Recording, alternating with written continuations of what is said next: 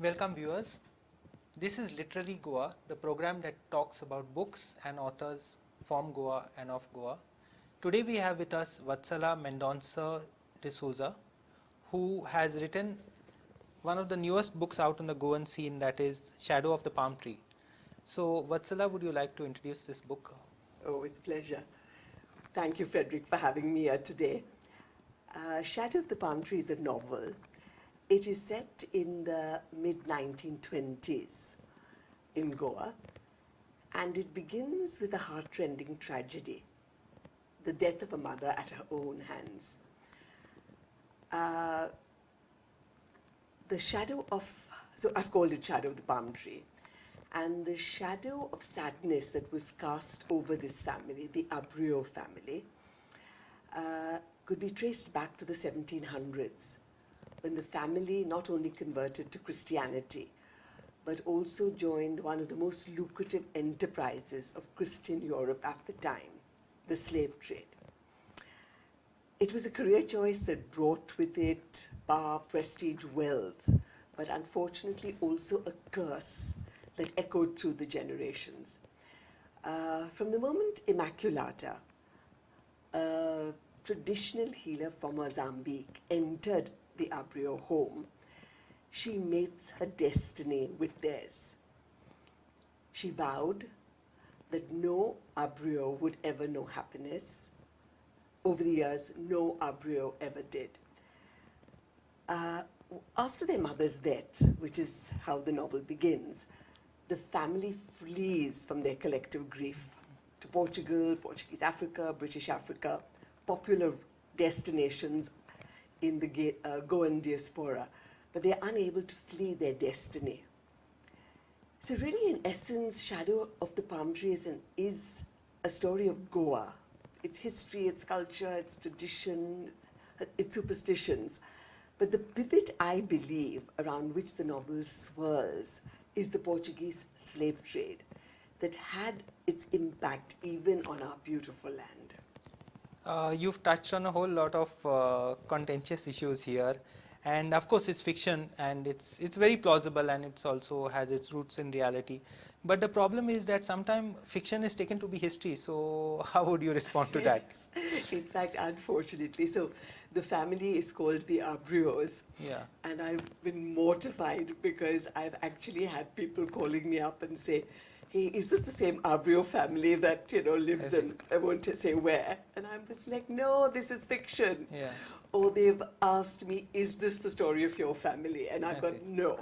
The only, I must admit, the catalyst of this novel, in fact, like I like to say that I think this novel has been dancing inside me from the time I was 10. I think it was my first visit to Goa, and in our family home, I remember seeing this tall, beautiful African woman, and I asked my aunt, who is she? Where does she come from? What was her story? There had to have been a story. After all, how on earth would an African woman be living in the 70s in Goa? All I learned was that she was the adopted family, the postcare, for want of a better word, really. I know the word postcare has become very touchy in Goa today. But I think I got no answers because really there were no answers. And I had to just sort of, forget about it till years later, when I think I got the answers to my questions, which I will tell you about shortly. Yeah. But I think in that interim, the line between reality and fantasy got blurred. Hence the novel Shadow of the Palm Tree. The problem with Goa and Portuguese history is also that, there are different ways of seeing it. It's like this half empty, half full kind of glass. So if you want to see the positives, there are a lot of positives, there are a lot of negatives as well. Of course. And sometimes things change, like the opium trade, the slave trade, the tobacco trade, which like today we would look back like with a little bit with a lot bit of dismay and disgust, and were quite normal in those days. So I mean, it becomes all the more problematic. And anyway, but you were also mentioning at the release yesterday about the role of your grandfather in influencing maybe some character of the book. in that sense. We'll come to that later, but Okay. can you introduce Vatsala to us? I mean, like when I say Vatsala, there are two things here. One is Vatsala, you as a person, and second is Vatsala, the poem. Yes, so of course, Frederick, as you know, my grandfather was Mendonca. He was a lawyer and a poet. And the last, his posthumous epic was called Vatsala. And I'll tell you briefly the story of Vatsala. Vatsala is a beautiful temple girl who, as was customary at the time, was married to the hibiscus. So she was, of course, destined to live a life alone, if not lonely. And she falls in love with a rishi, a handsome rishi who's meditating close by. And she does everything she can to seduce him. But unfortunately, being a rishi, he's unmoved by her charms. And she is so driven mad by her lust for him that she poisons the milk that is given to him as an offering. Of course, once he consumes it and he's in the throes of death, she is repentant. And as he, as his body is laid on the funeral pyre, she also jumps in. And so in death, unlike in life, Vatsala and her lover are united. So this was quite a dramatic poem, and I was called Vatsala, but this was published posthumously. And I remember years later when I realized she was a temple dancer, I was like, isn't it inappropriate that I've been called after a temple dancer? But of course, in my home, everything was sacrificed at the altar of creativity. So, But someone they didn't marry it. translated the name Vatsala, and it has very positive It has connotations also, the name. yes, So of a lot course. of good attributes. And Yes, and it was apparently, I don't read Portuguese, I don't know Portuguese, but I remember when I was young, all my dad's poems, the moment they saw me, they would burst into these, I see. stanzas of the poem. Really? Yeah, it was quite lovely. So, Actually, I would have been quite illiterate about your grandfather had it not been for, this book by Father Eufemiano Miranda, who's one of the few, Goans who has done his PhD post 1961 in Portuguese. And he talks about the 20th century Goan writers of the time. And he rates your grandfather pretty highly in that sense. There's a full section on him or a chapter on him and on Vatsala and on his other poems. So in that sense, I think the problem here is that we tend to forget our history, because in a very brief period, maybe from in the 20th century or even in the second half of the 20th century, language has changed very often in Goa, from Portuguese to English to influence of Marathi, Konkani Devanagari script, and a whole lot of things. So yes. but tell us a little about your grandfather. I think he died before you were born, but he died in 1926. So as I said, he was a lawyer and a poet. And I remember reading this lovely preface that my uncle, my father's eldest brother, Francis Mendonca, of course, wrote, where he said that his father's life was a poem to suffering, and suffering illuminated his life.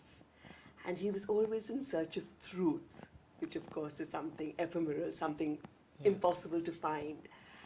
And not being able to find truth, he went in search of beauty, which is not mutually exclusive, but it's perhaps it's a takeoff on truth. And true beauty is also something that is very hard to find. So even though my grandfather was a very successful lawyer and a very successful poet, I think his creativity thrived on the search for beauty, the search for truth. It was, like my uncle said, a poem of suffering. You all are from the village of Kamoli. Yes. In Badres. Yes, and in fact, my grandfather's ancestral home is still Standing. there. Yes. This book is actually brought out by Dr. Bailon Disa. It's a translation of his work. Yes. And it's so strange that we know so little about people of one or two generations ahead of us. Although they are from Goa, they worked in Goa, they are big names of those days. Yeah. And people were surprised when this book came out, when Father Miranda's book came out, that there were so many people who have actually achieved so much in the past. Yes. So in that sense, like, you know, I mean, when you go back to your grandfather's writing, how do you encounter it? Because there's a language loss. Like we don't we don't know Portuguese, we don't understand it. So it's quite like, This is actually, this is such a good question, Frederick, because I think that's one of the saddest, uh, saddest things I have to deal with, because I'm so proud of my grandfather. And when I read translations of his poetry, I do realize that, you know, there is so much lost in translation. But despite that, I've never really, maybe not not at the time, or not had the inclination to learn Portuguese, and so I've really had to just be satisfied with the translations of his poems. But Bailon Dissa, of course, the legendary, iconic Bailon Dissa, has done, I think, a very, very good job of translating Vatsala. And he it reads well in translation yeah, also. I'm sure not. I'm sure it doesn't capture. I mean, in fact, that's what he also says, that, you know, it. I mean, he wants to translate it, and yet it's a struggle to do justice to my grandfather's works. But Bailon Dissa, I mean, did a lot in terms of trying to keep alive the poetry and the writings of the past. So, as a family, we're very appreciative of him. Coming back to your book, yesterday at its launch, Damodar Mauzo cautioned that, you know, since it touches on so many contentious issues, you can expect a little bit of fireworks, of debate, of discussion, of criticism to come up. What's your thinking on that? You know, it's so funny. Just before I was leaving for Goa, I shared the story yesterday. A professor of mine who is married to a Goan said to me, a word of caution before you go to Goa. When her books were published, apparently, everybody said, disregard them. She's, after all, just a Gujarati married a Goan. And so she said to me, I'm sure they're going to say to you, to say about your book, disregard it. She may be a Goan, but she's from Bombay.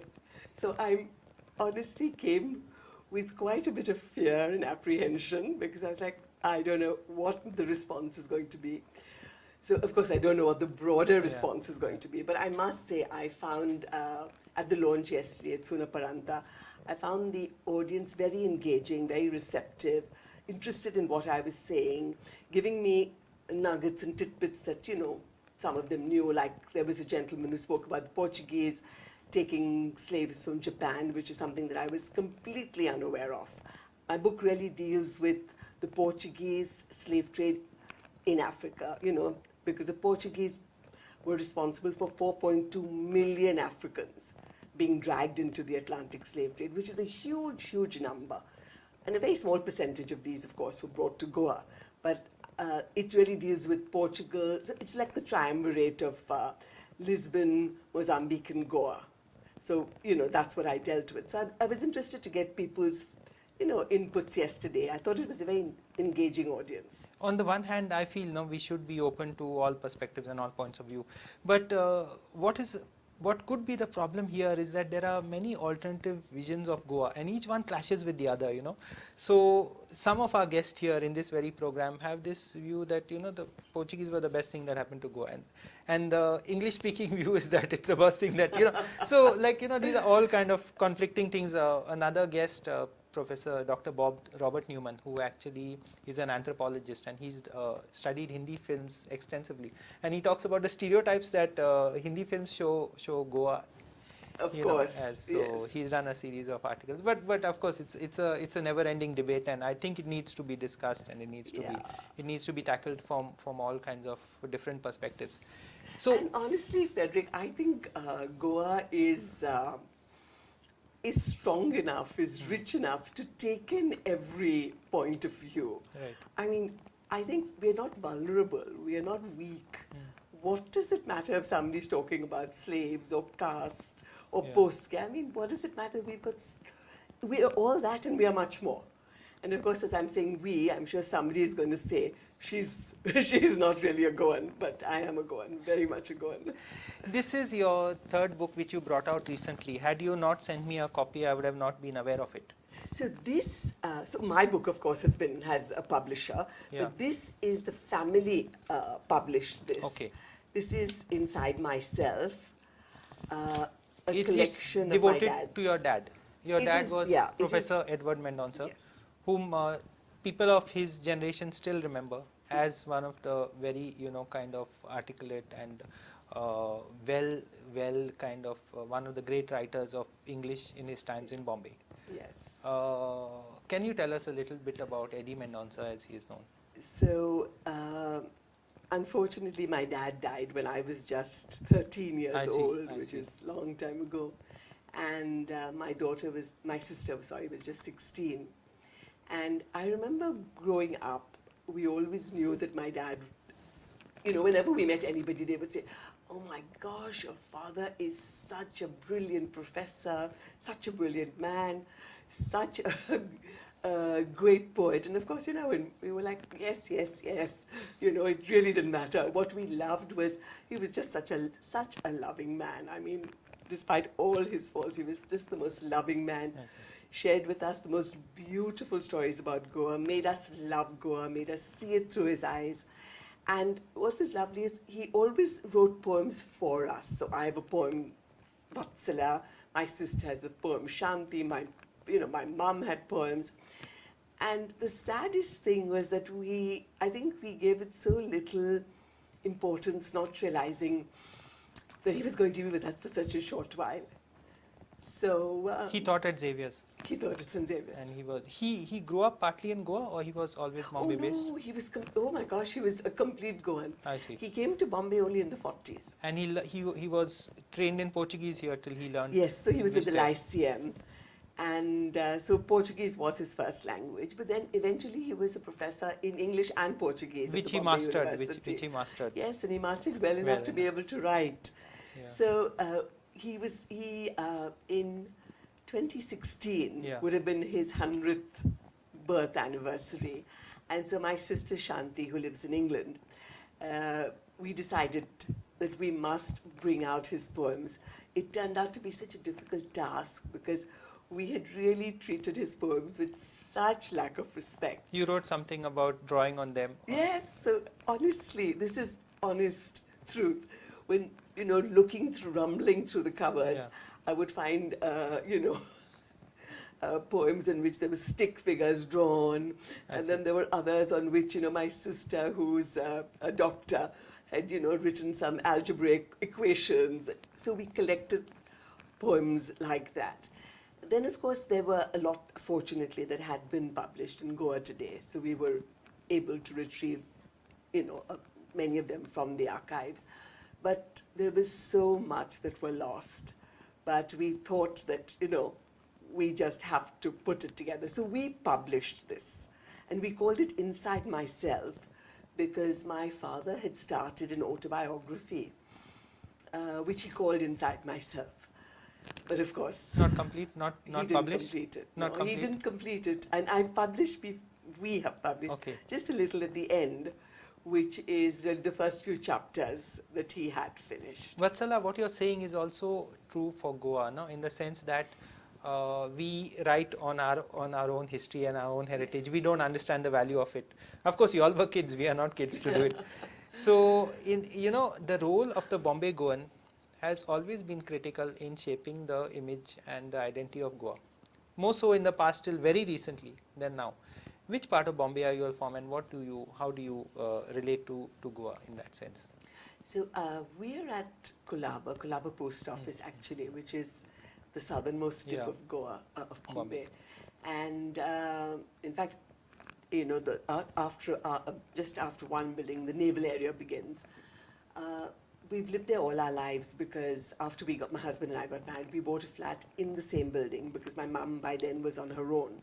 My sister had already moved to England. So we have the Catholic Gymkhana, which is at Marine Drive. And in fact, for its, 150th anniversary, I'm not sure, a few years ago, I was involved with Anne Braganza Cunha and Brendan Pereira. The niece of T.B. Cunha? I don't know, but she's Minin de Souza's daughter. I'm not sure of the connection. She's written some books for children also. Yes, Anne Braganza Cunha. That is her. So we wrote this book on the history of the Catholic Gymkhana, but then we also brought in a bit of the history of the East Indian community and the Goan community and how it was set up. And I see. so not that that has been a great contributory factor to the image of Goans in Bombay, but Would it be true to say that in the past the Bombay Goan interacted much more closely with the Goan in Goa? Like I remember the months of May. The months of May every year were like a influx of Bombay Goans to Goa. Now it has got spread out over the year. It's shifted to December.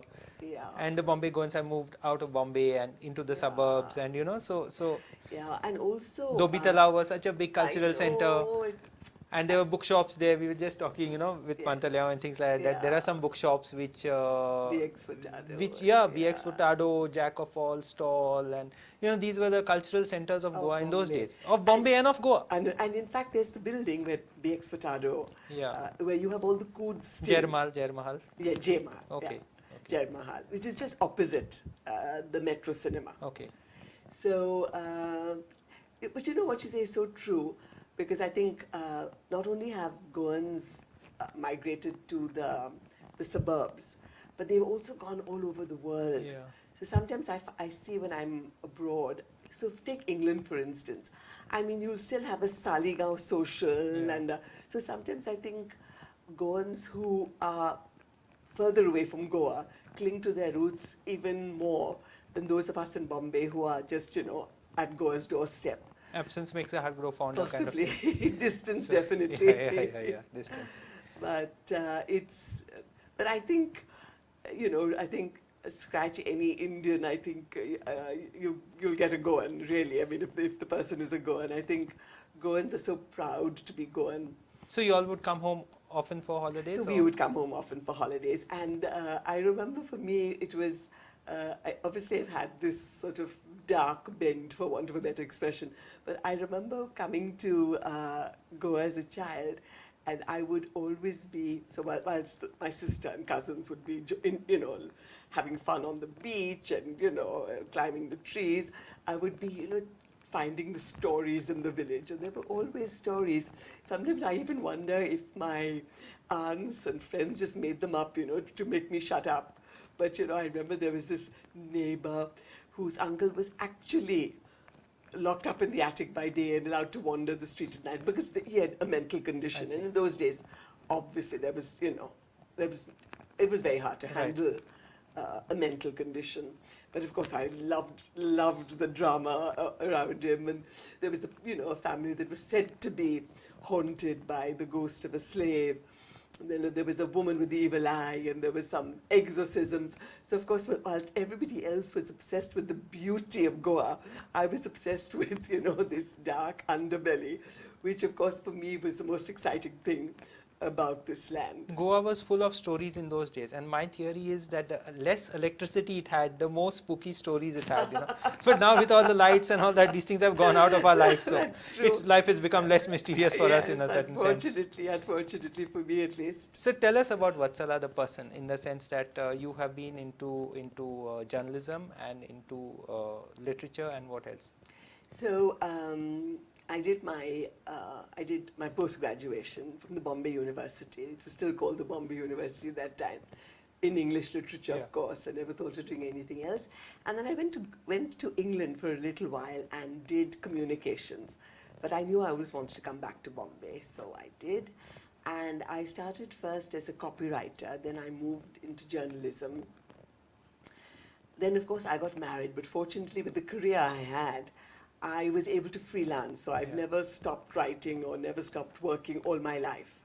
Of course, I have 3 children, and I have this joke that I've never known what isolation is or what a writer's isolation is, because I have 3 children, 2 dogs, and 1 demanding husband. So my life, and we lived next door to my mother. So as she grew older, she was very much part. Also she was very much a part of my life.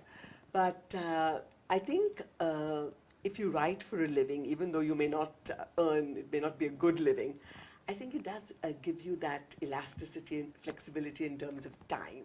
So you can write, as and when you can. And in Bombay at that time, unlike today, there were so many magazines and newspapers. There was such a need for writing. So, I mean, I always had more than enough work. I did a bit of corporate communications in between because it earns you so much, and it was so nice to be earning a little more than the few thousands per article. But strangely enough, so it's been over 4 decades that I've been writing professionally. Nearly 4 decades, but I think the project I loved the most was this novel. It took me about 4 years. I kept my day job, of course, because I honestly was not sure it would be published, because it's such a crowded creative space that you really are not sure your book will ever be published. But I really was fortunate, Frederick, in the sense that in 2017, the Jaipur Book Festival, Literary Festival, started something called First Book Club. And in the second year, I just heard about it through a friend, and I submitted it in, and fortunately got shortlisted, and the next year it was published. Wow.